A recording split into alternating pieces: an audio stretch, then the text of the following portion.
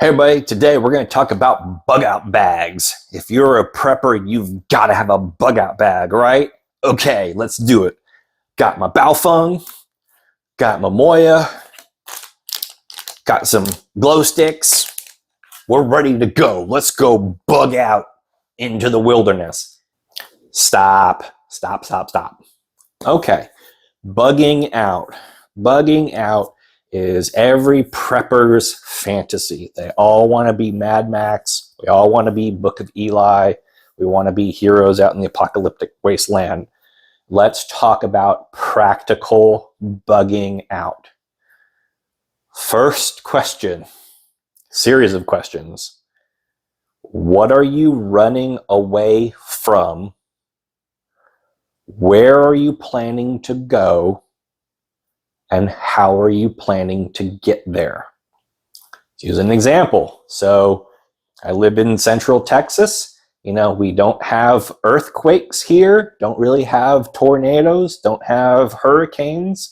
So when I had a really good, solid conversation with my wife about bugging out, what would that look like? And the only plausible thing that I could think of was wildfires. We do have those pop up in this area from time to time. So if we had a wildfire coming this direction, what would we do? Well, we would likely have some advance notice. This is not like a 5-minute situation. That's actually even easier. So we'd have some advance notice. We got to pack up the cats and her computer so she can work and some clothes, and we would get in the car and we would drive to one of our 3 relatives' houses that live in the surrounding cities.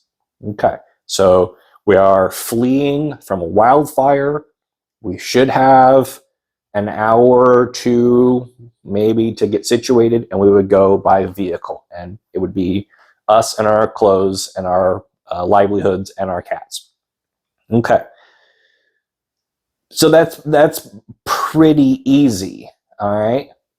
If you are in like Northern California where wildfires move really fast, your timeline might be a lot shorter than that. But again, the question is, what are you running from? Where are you running to? And how are you going to get there? And also kind of the third, lastly is like, what do you need to sustain yourself once you arrive at where you're going? Because we have relatives in the area, we're likely not going to be in a shelter. We're not going to be in a tent in the woods. Like, we'll have shelter and we'll have food. We'll just need clothes, basically. So like kind of not that sort of big of a deal. So we have a big tote because we're going to be in a car, so we'll have room, a big tote with wedding, marriage licenses and some other financial paperwork, and we could pack up and kind of get out, and masks because we're concerned about wildfires, so we've got some N100s, COVID and all that stuff. So grab that cart and throw some clothes in a bag and we'll go. Okay, not that big of a deal.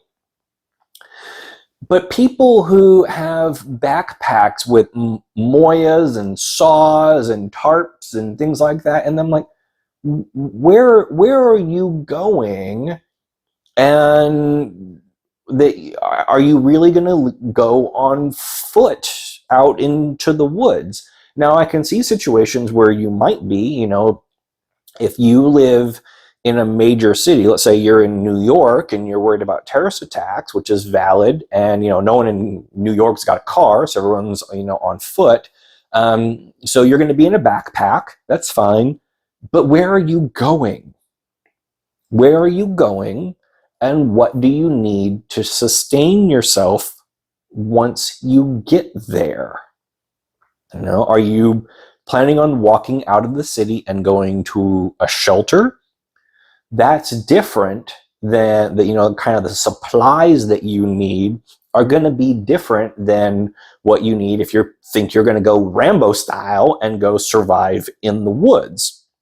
I lived in Florida for many years and evacuated from a couple of hurricanes, but we had another house in Orlando. We left the coast, Merritt Island, and went to Orlando. So we bugged out, but we had a location to go that was already set up with food and electricity and water. So it was really kind of clothes and personal things. If you're going to a hotel, if your plan is to bug out from a hurricane and go camp out in a hotel, then you'll probably need more robust supplies like food and stuff like that. I am generally not a fan of those survival food buckets that Costco and Walmart and everyone else sells. And by watching this video, you're going to be inundated with ads for survival food. Sorry, that's just how YouTube works. I'm not a fan of them, but this is the one situation where I think that they might be practical. If you're running from a hurricane and you think you're going to be camped out in a hotel someplace, then having one of those ready-made buckets of food that you can kind of just grab and throw in the car and eat off of for a couple of days, probably not a bad idea, because all the stores are going to be stripped clean. You're going to have a way to cook it, assuming your hotel room doesn't have a little kitchenette, but that kind of is practical. So flooding, wildfires, hurricanes, tornadoes, like there's practical reasons to be bugging out. But before you grab a backpack and fill it full of, knives and tarps and paracord, really consider what it is that you're trying to accomplish. And, if this question comes up on Reddit a bunch, I've got kids, I've got 4 little kids, and I want to build bug out bags for them, and we're going to go march, down into the forest and evacuate from something. Is that really practical? Do you really think that your young kids are going to strap on a backpack and go play Rambo with you while you're running from something? As I mentioned, I've got 2 cats. And they're crazy, and they have to go in a carrier. So there is absolutely no way that I could put my cats in a carrier and go march out into the wilderness because the zombies are coming. Like, I just can't. So I'm staying home. I'm going to hunker down and, fight it out. So be practical and be realistic. Hanging out on our preppers on Reddit just cracks me up. And I think there are people who are asking like serious, legitimate questions, but haven't like stopped to think it through yet. What I think is more important personally than a bug out bag is a get home bag. So I live in North Austin, but I work downtown. And my worst nightmare is to be trapped at work because of a weather event or a civil unrest event or something like that.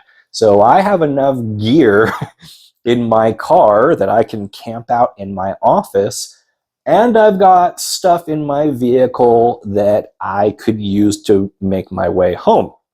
Now, it's 30 miles, I think, maybe more, from downtown to where I live. I'm not in the most amazing shape, so I don't have any great fantasies about marching home from, up I-35 from downtown Austin to where I live up north. Don't think that that's actually a really practical idea. I'm not really afraid of that. If I was, I would be taking different paths. But there's stuff in my car that would sustain me in my car if I, had vehicle problems, out in rural areas, or if I was stuck in my office.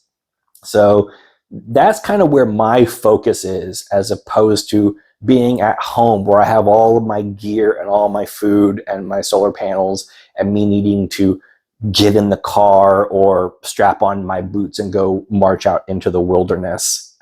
For me, it's just not really practical. I can see other people who have natural disasters where that could be plausible, but think your way through it. Think your way through it. Where are you going? How are you going to get there? Who's going with you? And what will you need to sustain yourself once you get to where you're going? So thanks, everybody. I hope this gave you some ideas to think about. Catch you on the next one.